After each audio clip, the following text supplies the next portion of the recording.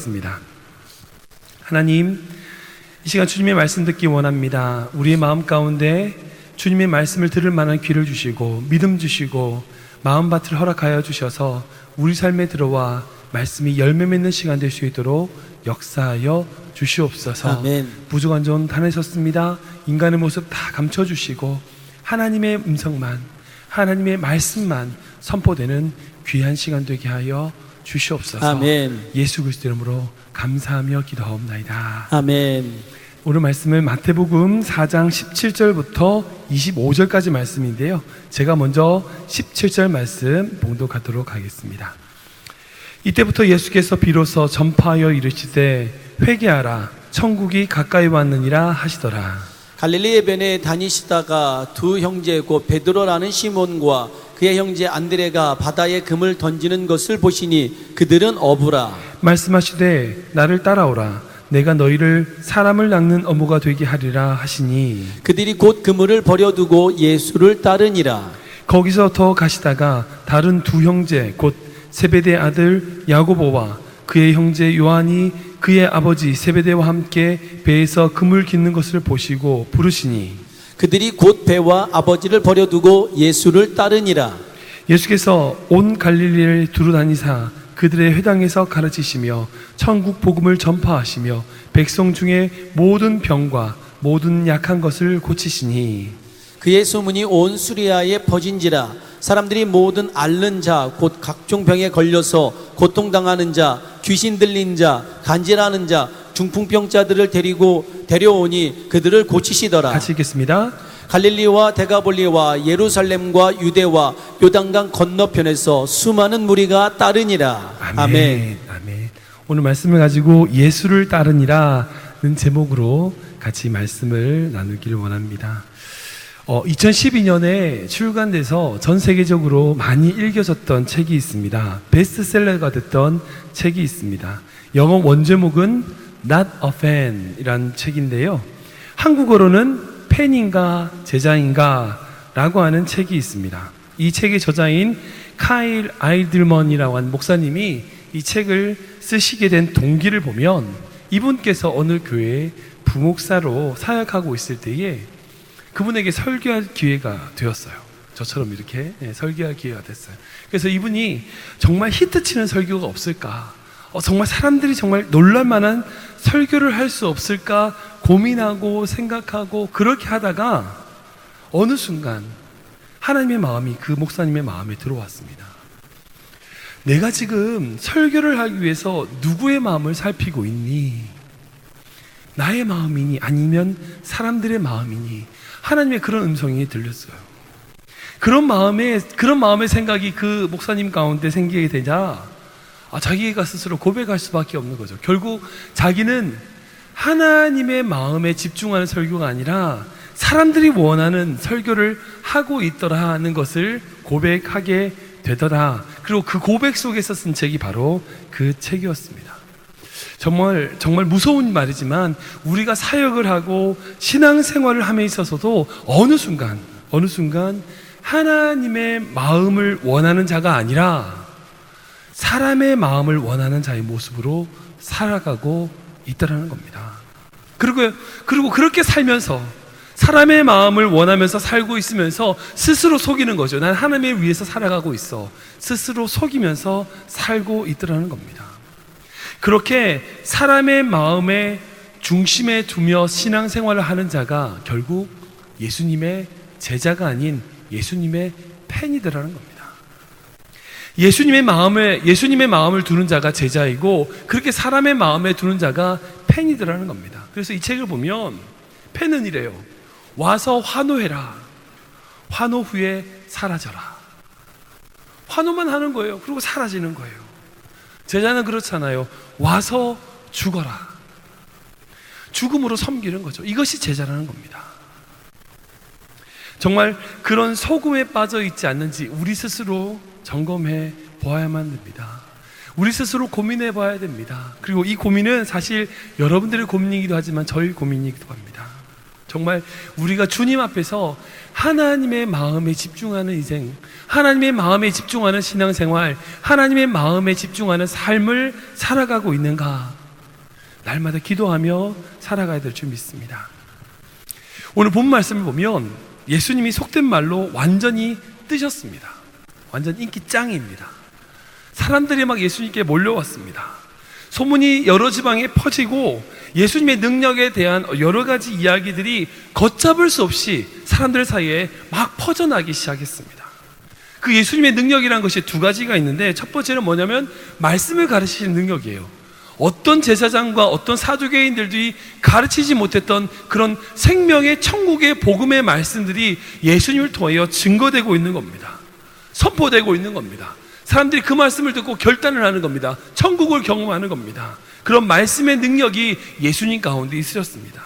그리고 또한 두 번째로 예수님에게는 놀라운 이적과 기적으로 수많은 병자들을 치유하시는, 고치시는 놀라운 일들이 있었습니다. 각종 병으로 고통당한 자들, 오늘 본 말씀 보면 귀신 들린 자들, 중풍병자들, 그런 수많은 사람들이 예수님께 나왔고, 그리고 허탕치고 갔나요? 아니요, 고침을 받았어요.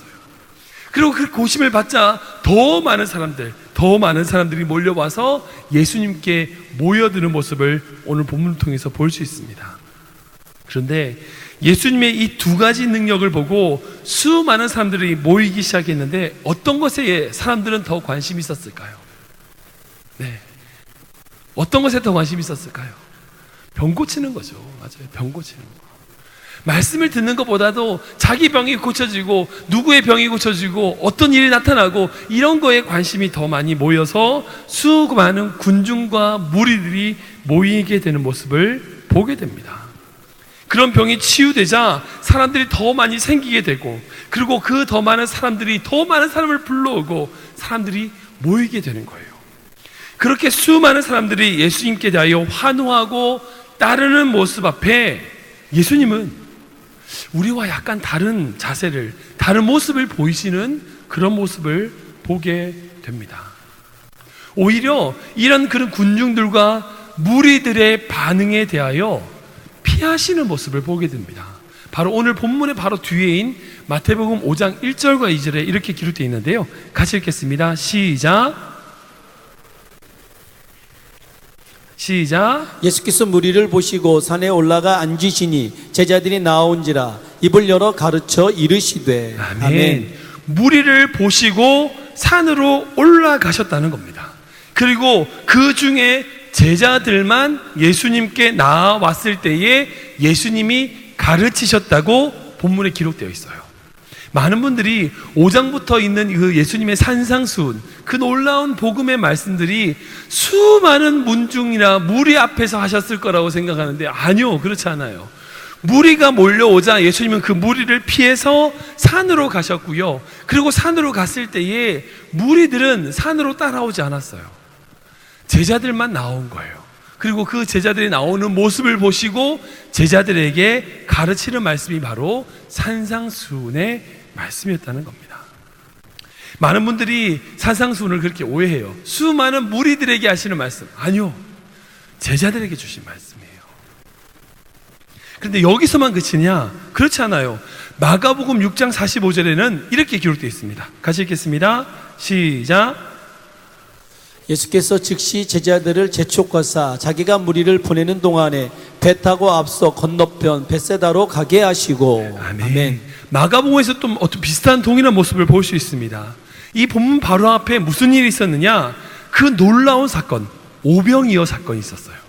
오병이어 사건을 일으키신 후에, 예수님께서 그런 놀라운 사건을 일으키신 후에 군중들과 무리들은 막 열광을 했어요. 요한복음 말씀 보면 예수님을 왕으로 삼으려고 했다는 거 그렇게 적혀 있기도 해요. 아무튼 그런 군중과 무리들이 막 예수님께 대하여 막 열광하고 있는, 그렇게 막 사람들에게 주목을 받고 있는 바로 그때 예수님은 어떻게 하냐면 제자들을 막 재촉해서 막 쫓기듯이 강 건너편으로 보내시는 거예요.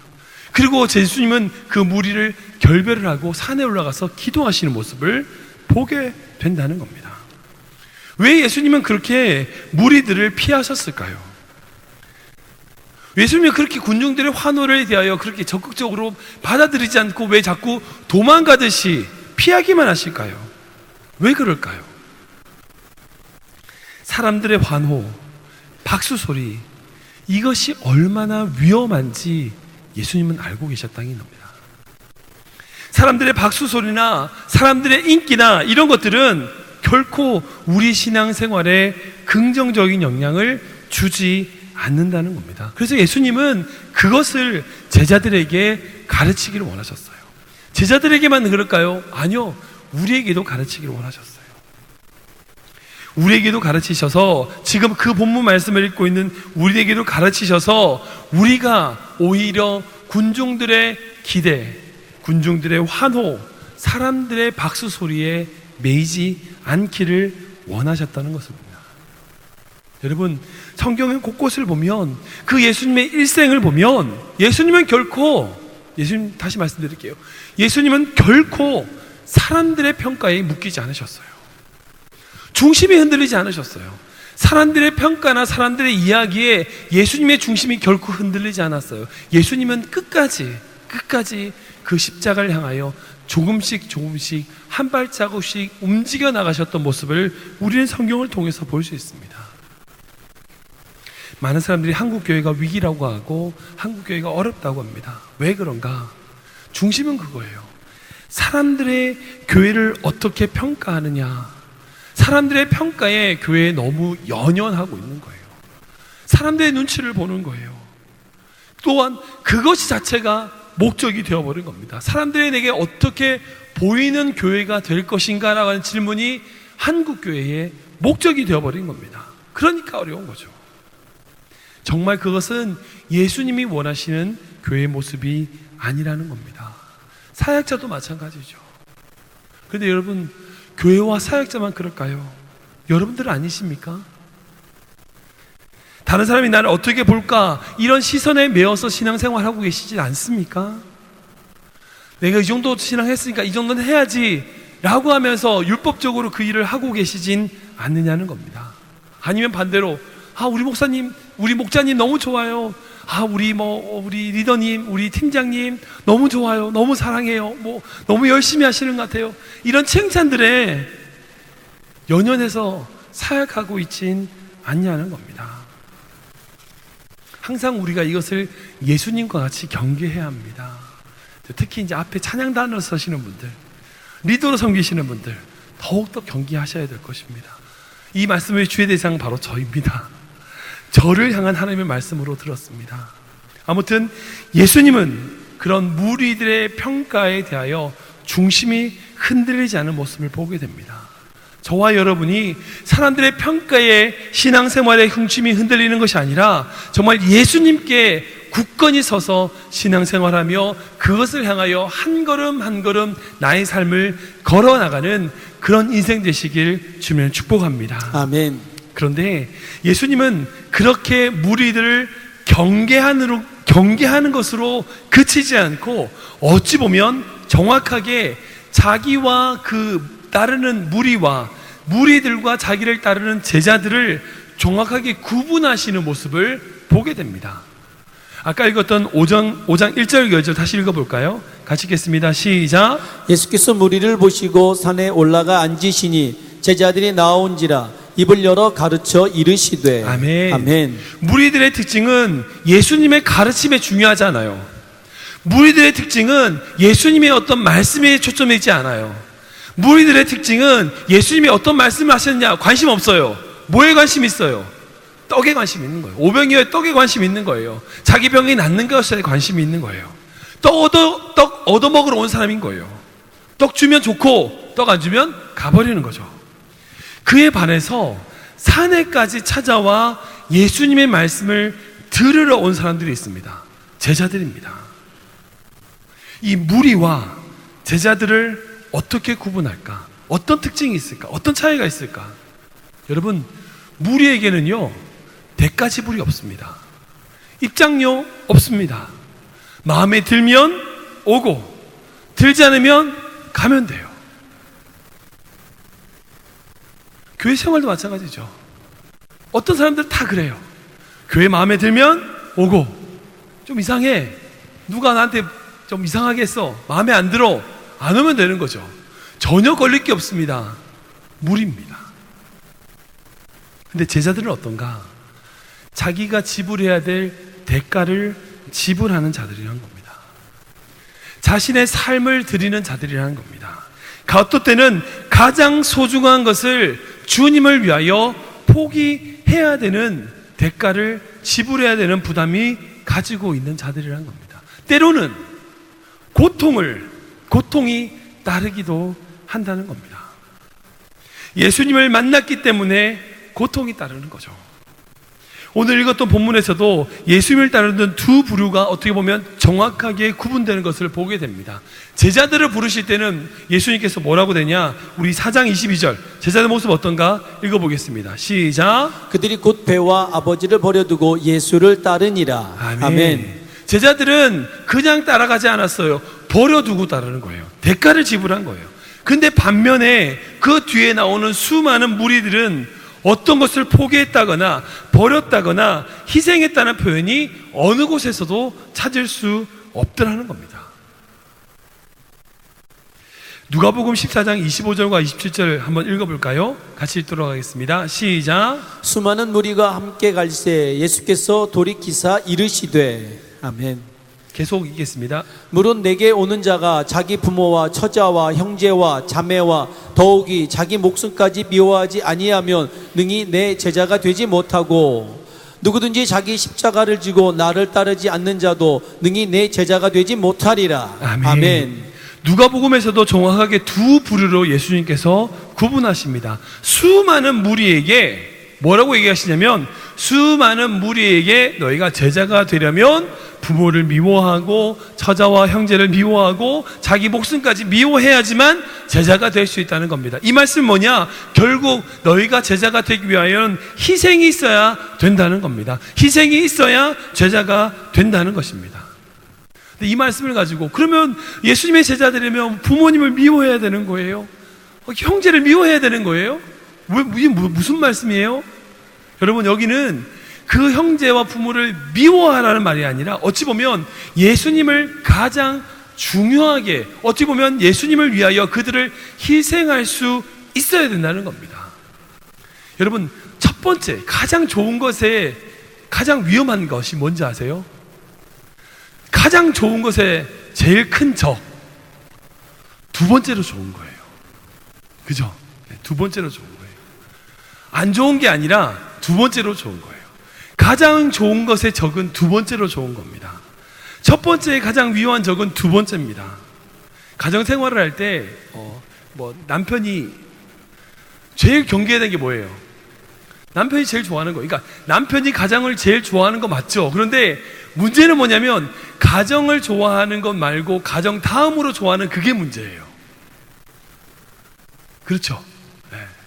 가정을 좋아하죠. 아내를 사랑하고 자녀를 사랑해요. 근데 아내를 사랑하고 자녀를 사랑하는 거 말고 그 다음에 좋아하는 게 문제예요. 대부분의 가정의 문제는. 연애할 때도 보면 남자애들이 썸 탄다고 하죠. 막 줄다리기 막 할 때 어떤 자매가 어떤 형제를 꼬시려고 막 하고 있는데 제일 큰 걸림돌이 뭔지 아세요? 그 형제가 좋아하는 두 번째 여자예요. 동의하시나 봐요. 네. 그 형제를 전혀 관심 없는 다른 여자가 아니라 나하고 계속 썸을 타고 있다면 그 형제가 좋아하는 두 번째 여자가 내가 싸워야 될 적이라고요. 여섯 번째, 일곱 번째 필요 없어요. 두 번째가 중요한 거예요. 그러니까 예수님께서 내 가정과 가족과 원수가 되라고 말씀하시는 것은 너가 예수 그리스도를 사랑하기 위하여 두 번째를 희생할 수 있는 힘을 가져야 된다는 것을 의미한다는 겁니다. 아무튼 중요한 것은 제자가 되기 위해서는 희생이 필요한 거예요. 예수님을 만났기 때문에 상상할 수 없는 고통을 받고, 여러분 마음껏 살 수 있는데, 마음껏 정말 즐기만 살 수 있는데 생각만 해도 마음이 불편한 거죠. 이건 정말 예수님 있기 때문에 불편한 거죠. 예수님 안 믿었으면 마음대로 살 수 있는데 그렇게 못 사는 거예요. 여러분, 그런 마음이 나에게 있다, 제자입니다. 아니면 다 좋기만 하다, 나는 예수님 때문에 희생한 게 아무것도 없어, 뭐 예수님 때문에 못하는 거 없고 난 다 할 수 있어. 무리입니다. 예수님 때문에 하지 못하고, 어떤 때는 예수님 때문에 포기하고, 예수님 때문에 내가 희생하며 섬겨야 되는 자리로 나아가야 되는 삶, 그 삶이 바로 제자의 삶이라는 겁니다. 그래서 무리는 자기중심적인 신앙생활이에요. 무리는 자기중심적인 신앙생활이에요. 근데 제자는 예수님 중심적인 신앙생활이라는 겁니다. 예수님 때문에 살고 예수님께 모든 문제를 결정하고 오지 말라고 해도 제자들은 오는 거예요. 그래서 왜? 예수님 중심이니까. 예수님 중심이니까.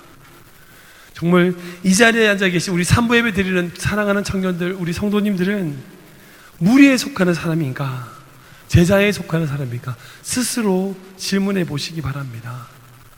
찬양 드리러 오셨나요? 너무 좋은 찬양, 우리 너무 세션들 너무 좋고 잘하는데 정말 우리 남 목사님 부드러운 목소리 들으면서 눈물 착 나면서 카타르시스를 다 느끼고 뭐 이런 거 하러 오셨습니까? 그런 것만이 신앙생활의 전부라면 제자 아닙니다. 말씀 생활 전혀 없고 한 번도 성경이란 것 읽어본 적 없고, 아니 읽더라도 다른 사람에게 보이려고 읽기만 한다면 그런 신앙생활은 결코 제자가 아니라는 겁니다. 정말 힘든 말씀이지만 대가를 많이 지불할수록 더 많은 제자가 될 수 있습니다. 그래서 우리 담임 목사님이 끊임없이 성령 충만하여 제자가 되어야 된다고 말씀하시는 거예요. 왜? 그렇게 희생하고 포기해야지만, 그리고 그렇게 내려놓았을 때에 우리가 제자가 되어 가는 것이기 때문입니다. 여기 놀라운 축복이 있어요. 왜냐하면 하나님께서는 왜 우리가 그냥 무리로 남지 않고 제자가 되어야 된다, 제자 삼아라 라고 말씀하시며 우리에게 제자 되는 것을 원하실까? 왜냐하면 제자가 되었을 때에 무리가 되었을지 알지 못하는, 누리지 못하는 축복이 있기 때문입니다. 무리의 반열에서는 결코 알지 못하는 축복, 제자가 될 때 알 수 있는 축복이 있기 때문입니다.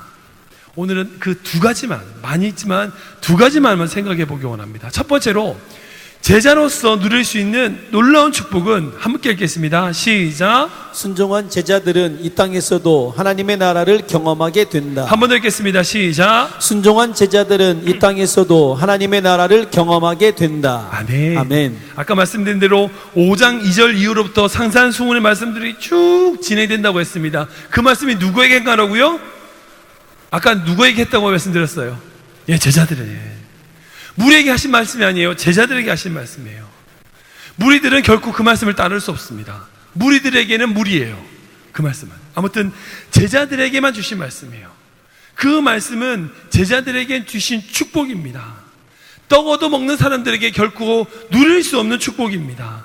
이 땅에서 천국의 비밀을 가진 자로서 하나님의 나라를 앞당겨서 나의 삶에 누릴 수 있는 축복이라는 겁니다.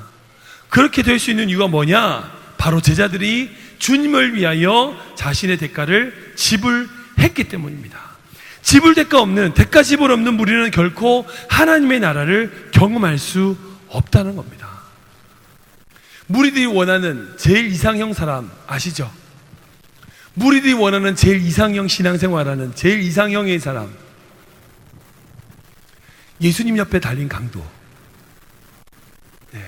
이상형이잖아요. 세상에서 살 때가 다 살고 즐길 거 다 즐기고 할 거 다 하고, 그래서 딱 죽을 직전에 예수님, 저 예수님 믿어요. 그러고 천국 가는 무리들의 어떤 표상과 같은, 무리들이 정말 꿈꾸는 그런 존재, 강도, 십자가 옆에 강도. 혹시 여러분들 그런 걸 원하십니까? 아니요, 그건 신앙생활 아닙니다. 자기 욕심대로 하기 원하는 신앙생활은 결코 예수님, 하나님이 원하시는 신앙생활은 아닙니다. 제가 우리 교회 청년 중에 신방하면서 감동하는 청년이 있었어요. 안 좋은 직장이죠. 그러니까 돈을 잘 벌지만 남들이 손가락질 하는 직장입니다. 좋지 않은 직장을 다니다가 캠프를 다녀왔어요. 근데 아무래도 양심에 찔려요. 내가 이것으로 돈을 벌어서 안 되겠다. 그래서 그 직장을 하나님이 기뻐하시지 않는다라고 결정하여 포기했어요. 그리고 그 직장을 나왔어요. 그리고 몸을 쓰는, 아직 옛날에는 그냥 돈 쉽게 벌었다면 자기가 정말 노동하고 땀을 흘려야지 돈을 벌 수 있는 그런 직장으로 옮겼어요. 그리고 시간 될 때마다 교회에 와서 봉사하고 섬기는 청년이 있습니다. 여러분, 왜 그래야 되죠? 자기 돈 잘 벌 수 있잖아요. 돈 잘 벌어서 잘 쓸 수 있잖아요. 맛있는 거 다 사 먹을 수 있잖아요. 돈 저축할 수도 있고요. 뭐 남들이 손가락질 말든 하든 말든 난 돈 많이 벌면 되잖아요. 근데 예수님이 그 마음 가운데 들어갔을 때에, 예수님의 이 양심의 어떤 성령의 음성이 그의 양심을 찔렀을 때에 그는 견딜 수가 없는 거예요. 그 직장을 나왔어요. 그리고 몸을 움직여 직장을, 일을 하면서 그 중에서 일부를 가지고 교회 헌금하고 신앙생활하는 청년이 있습니다. 제가 그 청년을 보고 감동이 돼요. 그럼 예수님이 그 청년을 보고 얼마나 감동하실까요? 그 청년이 그렇게 사는 이유는 예수님 때문입니다. 그 예수님 때문에 그렇게 살아가는 그 청년의 눈을 보는데 그 눈 속에 천국이 있더라고요.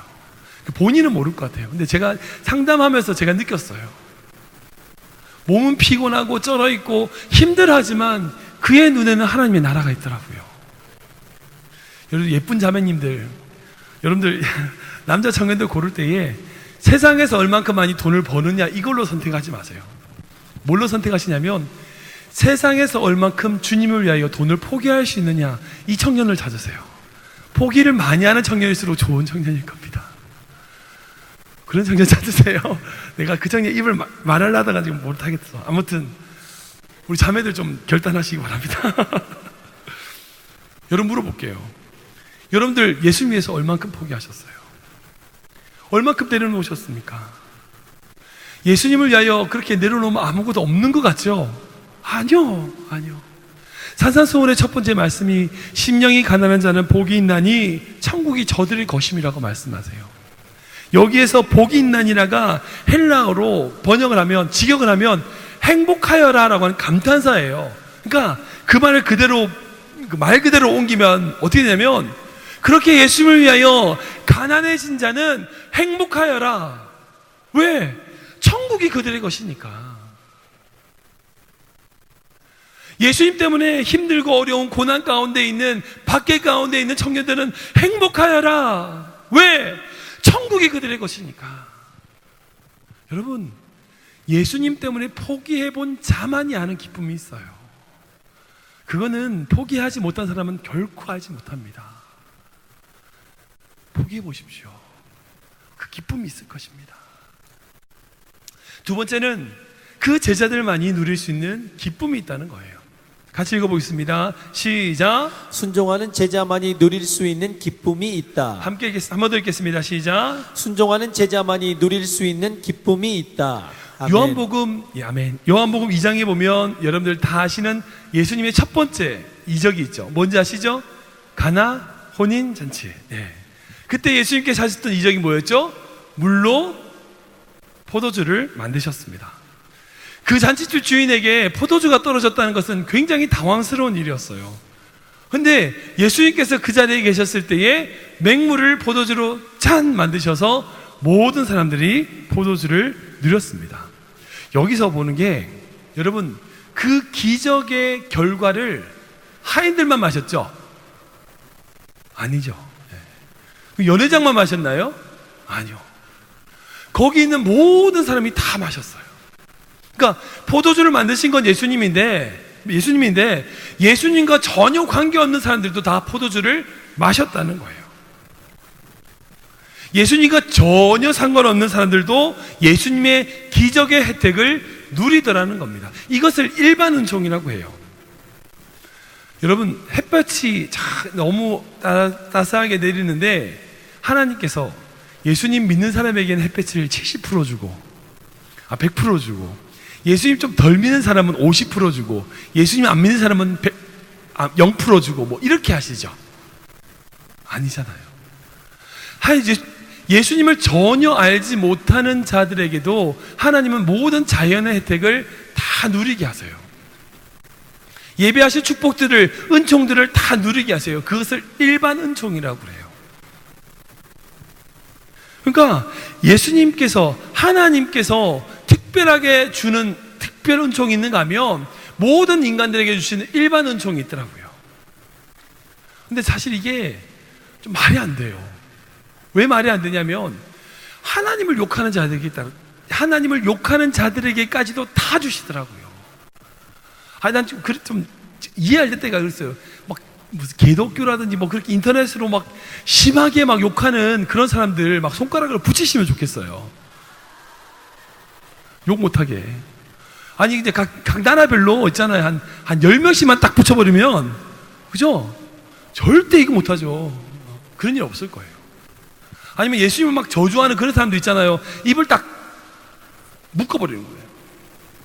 많이 필요 없어요. 여기서 딱 한 명만 해보세요. 소문 쫙 퍼져가지고. 예. 그럼 절대 하나님 욕하지 않겠죠.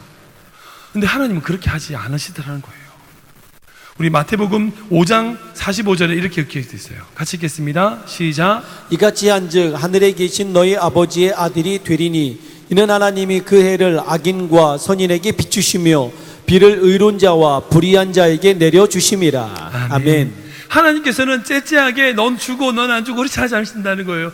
하나님께서 만드신 모든 은총들은 모든 사람에게 다 나눠주신다는 거예요. 저 같으면, 저같이 속이 좁은 사람 같으면 절대 안 그럴 것 같은데 하나님은 그렇게 하지 않으신다는 거예요. 저 같으면 교회 늦게 오는 사람 다리 붙여버릴 거예요. 그럼 다음 주 진짜 일찍 오겠죠. 아무튼 그렇게 하겠지만 하나님은 그렇게 하지 않으시다는 거예요.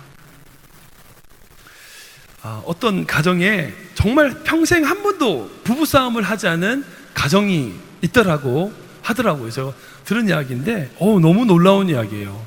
그 가정은 평생 한 번도 부부싸움을 한 적이 없는 그런 행복한 가정이었다고 하더라고요.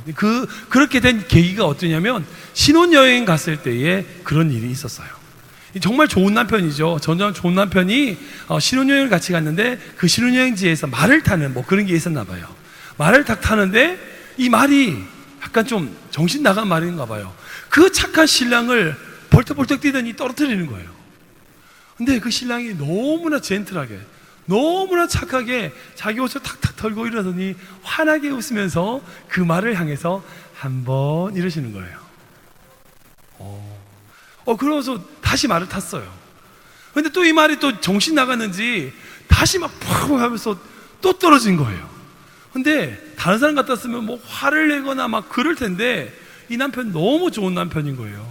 화를 내지도 않고 웃으면서 머리를 딱 틀면서 2번 이러는 거예요. 그때 다시 말을 탔어요. 근데 또 말이 정신이 나갔는지 또 그 남편을 팍 해서 떨어뜨렸어요. 그랬더니 그 남편이 말도 없이 자기 호주머니에서 총을 꺼내더니 빵 쏴서 죽였어요. 그랬더니 그 옆에 있던 부인이 깜짝 놀라서 아니 이 뭐냐고, 왜 이 말을 죽이냐고, 아니 좀 그렇다고 해서 말을 죽이면 어떡하냐고 막 화를 내고 있으니까 남편이 웃으면서 부인에게 얘기했어요. 한번. 그 뒤로는 그 집에는 절대 싸움이 없었다고 하는. 아무튼 이해 못하시는 분이 계신 것 같아요. 아무튼 우리 하나님이 이런 식으로 폭군으로서의 평화를 주시는 게 아니라고요. 모든 사람에게 일반 은총을 다 주세요. 하나님이 만드신 자연의 모든 혜택을 다 누리게 하세요. 안 믿어도 똑같이 받게 하세요. 안 믿어도 똑같이 하나님의 은혜를 누릴 수 있어요. 무리들도 그 포도주를 마실 수 있어요. 그런데 왜 우리가 제자가 되어야 하는가? 요한복음 2장 9절 말씀 읽어보겠습니다. 같이 읽겠습니다. 시작. 연회장은 물로 된 포도주를 맛보고도 어디서 났는지 알지 못하되 물돈 하인들은 알더라. 아멘. 아멘. 이거. 예수님의 기적의 혜택은 모든 사람들이 그 결혼식에 왔던 모든 사람은 다 누렸어요. 예수님의 기적의 혜택은 모든 사람이 다 같이 공감했어요. 누렸어요. 그런데 주인이 그 포도주를 새로 사왔는갑다 라고 하는 수준에서의 그런 생각으로 누렸지 그 맹물이 포도주가 되는 것을 알지 못한다고요. 그것은 누구만 알아요? 순종한 자들만 알아요. 순종한 자들만 알아요. 그 구정물과 같은 맹물이 어떻게 포도주로 만들어졌는가? 그 순종하는 자들만 아는 기쁨이 있다라는 거예요. 여러분, 예수님 믿어 잘 먹고 잘 사는 게 우리 인생 목표가 아니에요. 우리는 예수님 믿어서 잘 먹고 잘 사는 게 아니에요. 우리는 예수님을 위하여 사명을 감당하며 사는 것이 그 기쁨이 우리에게 있다고요. 아멘.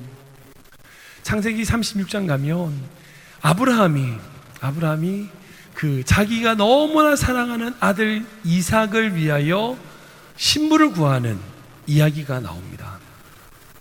그때 아브라함의 나이가 136세였어요. 왜냐하면 100세에 낳았던 아들이 36살이었으니까. 근데 그 당시의 풍습으로는 그 결혼할 대상자를 어디서 구해야 되냐? 자기의 고향으로 가서 그 신부를 데리고 와야 되는 것이 그 당시의 풍습이었습니다. 근데 이 아브라함이 갈 수 없어요. 왜? 너무 나이가 많아. 그 가나안 땅에서 갈대아 우르까지 갔다가 돌아오기에는 이분의 나이가 너무 많은 거예요. 그렇다고 해서 아들을 보낼 수 없어. 자기 아들을 어떻게 보내요? 자기 신부를 구하는 그 아버지가 구해줘야 되는 건데. 그때 그 아브라함이 누구를 부른지 아십니까? 자기의 종 다메섹 엘리에셀을 불러요. 그리고 다메섹 엘리에셀을 불러서 이야기합니다. 내가 정말 가야 된다. 생각해보세요. 사랑하는 자기 아들, 정말 자기 눈에도 아깝지 않는 그 이삭의 부인을 구하는 거예요. 그 중요한 일을 자기가 가야 되는데 내가 나이 들어서 못 간다. 내가 누구를 보낼까 생각하는데 너가 가면 내가 가는 것처럼 나를 위해서 일해줄 수 있을 거야 라고 이야기하며 그 엘리에셀을 보내게 됩니다. 한번 상상해 보세요. 그 엘리에셀이 그 아브라함의 부탁을 받고 장막을 빠져나왔을 때 그의 마음이 어땠을까요? 행복하지 않았을까요? 기쁘지 않았을까요? 난 주인에게 나이가 늙어서 쓸모없는 게 아니라 나도 정말 쓸모 있는 사람이구나. 난 쓸모 있는 종이구나. 여러분, 기쁨은 거기 있어요. 내가 많이 누리고 내가 많이 즐기고 내가 많이 가지는 것이 기쁨이 아니고요, 내가 하나님께 쓰임 받는다는 것이 기쁨이에요. 존재의 기쁨인 거예요. 내가 얼만큼 가졌는지의 소유의 기쁨이 아니라 내가 어떤 자가 되느냐는 존재의 기쁨이에요. 제자는 그런 존재의 기쁨이 있습니다. 왜? 주님께 쓰임 받으니까. 여러분 잘 아시는 그 송명희 씨란 분이 쓰셨던 예수 그 이름이라고 하는 노래가 있죠. 그 예수 그 이름의 가사에 적혀 있습니다. 예수 그 이름 나는 말할 수 없네. 그 이름 속에 있는 비밀을, 그 이름 속에 있는 사랑을, 그 사랑을 말할 수 없어서 그 풍부함 표현 못해서 비밀이 되었네. 그 이름 비밀이 되었네. 여러분, 예수님의 이름이 이 자매에게 얼마나 컸다면, 얼마나 크다면 다 말할 수 없어서 비밀이 되어버린 거예요. 여러분, 이 예수님의 사랑, 그의 삶 가운데 얼마나 그 사랑이 많이 부어졌으면 그 사랑이 비밀이 되었다는 거예요. 자기 마음에 기쁨이 있는 거예요. 비밀이 있는 거예요. 예수님이 준 떡 하나 받고 떨어지는 그런 인생이 아니라, 기적을 보고 좋아하는 구경하는 구경꾼이 아니라 그분의 사랑이 내 안에 살아 숨쉬어 그분에 함께 살아가고 호흡하고 꿈꾸는 삶이 제자의 삶이고 그 기쁨과 비밀이 있다는 겁니다. 그렇게 살아갈 때에 어떤 상황이 오더라도 어떤 환경 속에서도 주님으로 해야 기뻐할 수 있습니다. 환경에 함몰되는 것이 아니라 그 속에서 예수님의 손을 붙잡고 살아가는 인생이 바로 제자가 되더라는 겁니다. 말씀을 정리하겠습니다. 여러분은 무리입니까? 제자입니까? 처음에 소개드렸던 책대로 여러분 예수님의 팬이십니까? 예수님의 제자이십니까? 어떤 분이 이런 얘기를 하시더라고요. 저는 예수님의 사진을 늘 가지고 다녀요. 예수님의 사진을 가지고 다니면서 예수님의 사진을 보면 항상 마음이 편안하고 마음이 참 좋아요. 그래서 예수님이 생각하고 예수님 마음을 생각하면서 너무 마음이 편해지고 좋아지더라고요 라고 얘기하시는 분 계시더라고요. 저도 그럴 때가 있어요. 저도 김연아 선수 사진을 볼 때마다 너무나 기분이 좋아요. 김연아 선수의 사진을 보고 있으면 마음이 편해져요. 뿌듯해져요. 그와 그것은 전혀 같은 것입니다. 다른 것이 아니에요. 내 마음이 그렇다고 예수님을 따르는 자라고 착각하지 마세요. 예수님의 사진 그거 하나 본다고 마음이 편안해지는 거, 그것으로 예수님의 제자인 줄 착각하지 마십시오. 내가 예수님의 제자가 된다는 것은 내가 얼마나 예수님을 위하여 희생하느냐는 거예요. 다시 말씀드릴게요. 내가 예수님의 제자가 된다는 것은 내가 얼마나 예수님을 생각하느냐가 아니라 내가 예수님을 위하여 얼마나 희생하느냐예요. 정말 바라기는 지금 이 시간 나온 3부 예배 나온 모든 청년들이 정말 팬이 아닌 무리가 아닌 제자로서 주님 앞에 서게 되시기를 주님을 축복합니다. 아멘. 이런 말이 있습니다. Blessing is blending. 축복은 피 흘림입니다. 피 흘림은 희생입니다. 희생이 축복이에요. 여러분, 여러분들의 축복은 누군가의 희생으로 이루어졌어요. 이해 맞죠? 어머니나 부모님이나 다른 누군가의 희생으로 여러분들은 축복을 드렸어요. 여러분들이 축복이 되려면 다른 누군가를 위하여 희생하셔야 돼요. 이 축복은 결코 피 흘림 없이 이루어질 수 없습니다. 오늘 말씀이 율법주의적으로 여러분들에게 들리지 않기를 제가 어제 정말 많이 기도했어요. 사실 말씀을 다 준비하고 정리하는데 자꾸 이것이 결론적으로 율법주의로 지으신 것이 아닌가 스스로 많이 생각하게 됐어요. 무리가 아닌 제자가 돼야 된다, 희생해야 된다, 이것이 희생해야 된다고 하는 율법에 빠진 그런 율법주의로 들리지 않기를 기도했습니다. 하나님은 결코 여러분들에게 율법주의적으로 제자가 돼야 돼, 안 되면 안 돼, 그렇게 말씀하지 않으세요. 잘 보시면 제자가 되면 무리가 알지 못하던 축복을 누릴 텐데, 저들이 제자가 되면 하나님의 나라를 경험할 텐데, 이런 하나님의 안타까움이 있다고요. 그 안타까움으로 우리에게 말씀하신다는 겁니다. 저와 여러분이 이 하나님의 음성 앞에 귀 기울이고 하나님의 말씀 앞에 내가 제자로서 살기를 원합니다 고백하는 그런 결단 되시기를 주를 축복합니다. 아까 소개드렸던 그 찬양 좀 불러볼까요? 예수 그 이름 나는 말할 수 없네. 그 이름 속에 있는 비밀을, 그 이름 속에 있는 사랑을.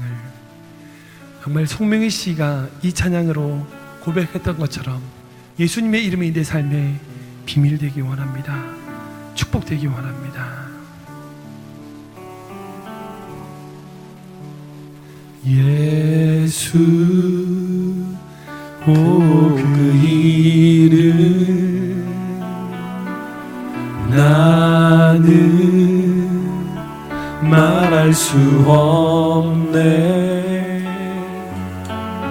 그 이름 속에 있는 비밀, 그 이름 속에 있는 사랑을, 그 사랑을 말할 수 없어서 그 풍부한 표현 못해서 비밀이 되었네. 비밀이 되었네. 그 이름 비밀이 되었네. 사람들 그 이름 건축자의 버린 돌처럼 버렸지만 내 마음에 새겨진 이름은 아름다운 보석. 내게 있는 귀한 비밀이라 내 마음에 숨겨진 기쁨. 숨겨진 기쁨. 예수 오 그 이름 나는 말할 수 없네. 사람들 그 이름 건축자의 사람들 그 이름 건축자의 버린 돌처럼 버려지마. 내 마음에 새겨진 이름은 아름다운 보석. 우리 손을 들고 내게 있는 눈을 감고 고백합니다. 귀한 비밀이라. 내 마음에 숨겨진 기쁨. 내 마음에 숨겨진 기쁨. 예수 오 그 이름. 예수 오 그 이름. 나는 말할 수 없는 말할 수 없네. 참 기도하기 원합니다. 기도하실 때 하나님 내가 제자의 삶을 살기 원합니다. 주님이 닮아가는 주의 말씀이 내 삶 가운데 살아나는 그 이름이 내 삶의 비밀이 되어지는 그런 제자의 삶을 살기를 원합니다. 세상이 감당치 못할 그 제자의 삶을 내가 살아가게 하여 주시옵소서. 우리 결단하며 주님 앞으로 짓고 전심으로 기도합니다. 시작. 주님 전능하신 아버지 하나님 감사합니다. 아버지 하나님 무리가 아닌 제자가 되게 도와주옵소서. 제자만이 누릴 수 있는 놀라운 축복을 받아 누리게 하여 주옵소서. 그것을 하시는 아버지 하나님 마음을 헤아리기를 원합니다. 우리가 율법적인 삶이 아닌 은혜 안에 거할 때 제자로서의 삶을 살 때 제자만이 누릴 수 있는 축복을 잘 알고 있습니다. 주님 그 이름의 비밀을 알게 도와주시고 제자만이 누릴 수 있는 놀라운 비밀을 깨달아 알게 도와주옵소서.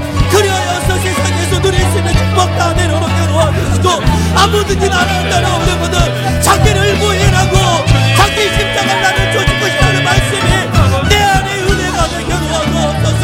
내 안에 기쁨이 되게 도와주시며 예수님의 제자로서 예배자의 삶을 살게 도와주시고 예수님의 제자로서 낮아지고 겸손해지고지는 귀한 삶을 살게 도와주옵소서.